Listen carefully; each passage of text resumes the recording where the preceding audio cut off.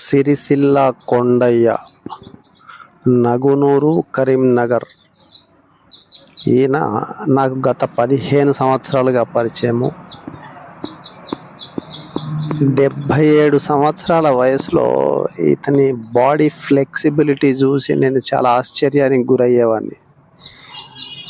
మా ఇంట్లో ప్లంబర్ పని చేయడానికని మొట్టమొదట ఇల్లు కట్టేటప్పుడు ఒప్పందంలో ఎంట్రీ ఇచ్చిన ఈయన నాకు మెల్లమెల్లగా ఆయనతో అనుబంధం పెరిగి ఆయన వర్క్లో ఆయన కమిట్మెంట్, ఆయన బాడీ మూమెంట్స్, పనితనము, వీటికి నాకు చాలా వరకు ఇంప్రెస్ అయిపోయి ఆయనతో అనుబంధాన్ని కంటిన్యూ చేసుకుంటూ వచ్చిన. ఏ చిన్న ప్లంబింగ్ రిపేర్ వచ్చినా కానీ వెంటనే కొండయ్యని పిలిచి సమస్యను సాల్వ్ చేసుకోవడం అనేది నా పరిపాటి నాకు. అయితే ఆయనకున్న యోగా పరిజ్ఞానం గురించి నాకు అనుకోకుండా మాటల సందర్భంలో తనే బయటపెట్టిండు. నేను అడిగిందే తడువుగా తను యోగాసనాలు స్టార్ట్ కూడా చేసి చూపించేసాడు. తను ఫ్రీ టైం దొరికినప్పుడల్లా తను యోగాలో ఎలా సేద తీరుతాడో ప్రాక్టికల్గా నాకు నా ముందరనే చూపించేసాడు.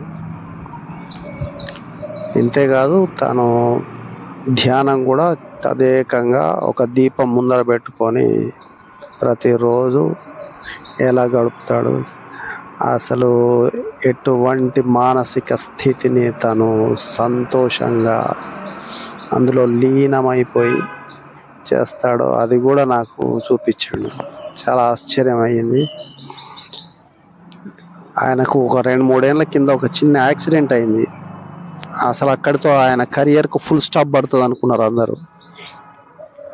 విచిత్రంగా 3 నెలల్లోనే ఆయన విరిగిన కాలుకు, ఫ్రాక్చర్డ్ కాలు కంప్లీట్ రికవరీ.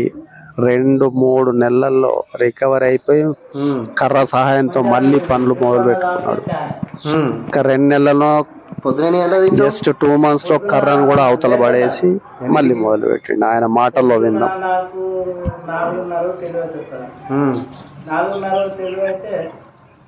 5 వరకు పొలంలో 5 వరకు పొలంలో పోయి 6 దాకా పొలంలో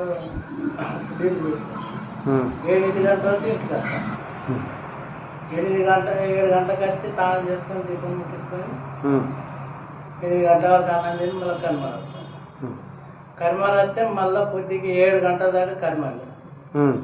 7 గంటల నుంచి మళ్ళా ఇంటి వరకు లేదు. ఇంటికి పోయినాక మళ్ళీ ఒక పిక్కడానికి తిరిగి అనుకుంటాం అంతే. ఇక నాకు చుట్ట లేదు, బీడీ లేదు, మందు లేదు, చికెన్ లేదు.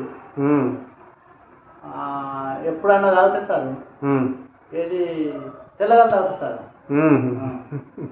చెట్టు మీద కాదు తాగుతారు. ఇంకొకటి అయితే నాకు మందు బిల్లు కూడా అలవాటు లేకుండే సార్. నాకు కొడుకులో పెళ్ళి అయింది కదా, ఈ అంపులు వచ్చింది. వాళ్ళు కొద్దిగా తాగటోళ్ళు, అలా తెచ్చిద్దని నేను తాగకూడదు. తెచ్చిద్ద వాళ్ళే అనుకుంటే అమ్మ బాగా పీచులోకి మందన్న తాగుతుంది కదా అని వాళ్ళే అనుకుంది. అదే మీరు గట్లేని కంటే పై మీతో మేము కూర్చోబట్టి ఊపుకుంటే పట్టడం అంటే తాగుతావు అని వాళ్ళు తాగుతామంటే బిజీ తాగి కంఫర్ట్ చేసుకుంటా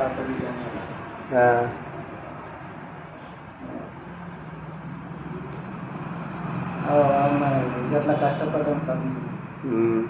అప్పుడు అన్నం దొరకలేదు సార్, పూలో కూడా దొరుకుతుంది. పోతే దోసకాయలు పోతే ఎక్కడ దొరికితే అక్కడ శనగకాయ తీసుకొచ్చుకొని కాల్చుకొని దొరుకుతున్నాయి.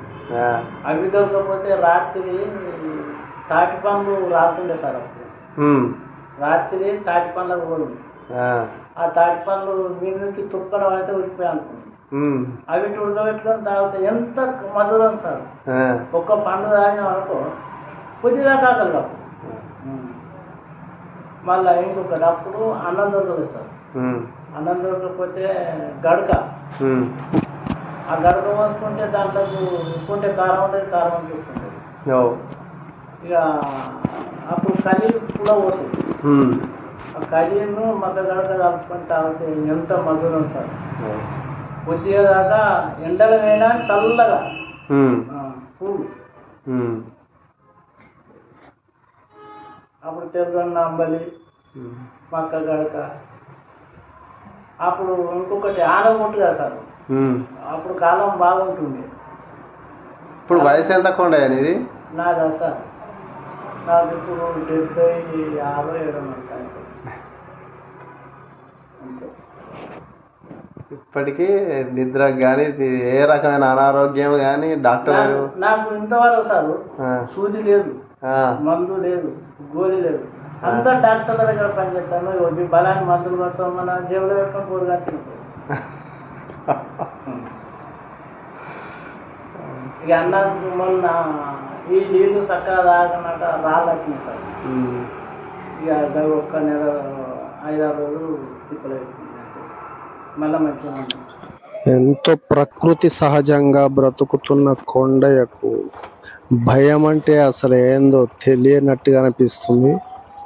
ఎంతో రిస్కీ పనులను ఇప్పటికీ ఈ వయసులో తనే స్వయంగా, నా 2nd ఫ్లోర్లో నాకు ఒక లీకేజ్ ప్రాబ్లం వస్తే దాన్ని ఐడెంటిఫై చేసి తానే స్వయంగా తాడేసుకొని ఆ లీకేజ్ కోసం అరికట్టడానికని ఆయన చేసిన ప్రయత్నం నాకు ఆశ్చర్యం అనిపించింది. ఏ రకమైన ఎమోషన్స్ అసలు బయట పడకుండా, కోపము, చిరాకు, ఇటువంటి ఫీలింగ్స్ అసలు తనకు తెలియదా అన్నట్టు ఉంటుంది. ఇటువంటి వాళ్ళు నిజంగా అందరికీ ఆదర్శమే. చిన్న వాటికే ఇరిటేట్ అయిపోయే మనము ప్రొద్దున నుంచి సాయంత్రం వరకు ఒకే రకంగా పనియే దైవంగా, పనియే ధ్యాసగా జీవిస్తున్న కొండయ్య లాంటి వారు నిజంగా దేశానికి, ఈ భూమాతకు అందరికీ కూడా ఆదర్శం. God bless you, Kondaya. Thank you so much. Love you all. Take yoga's help and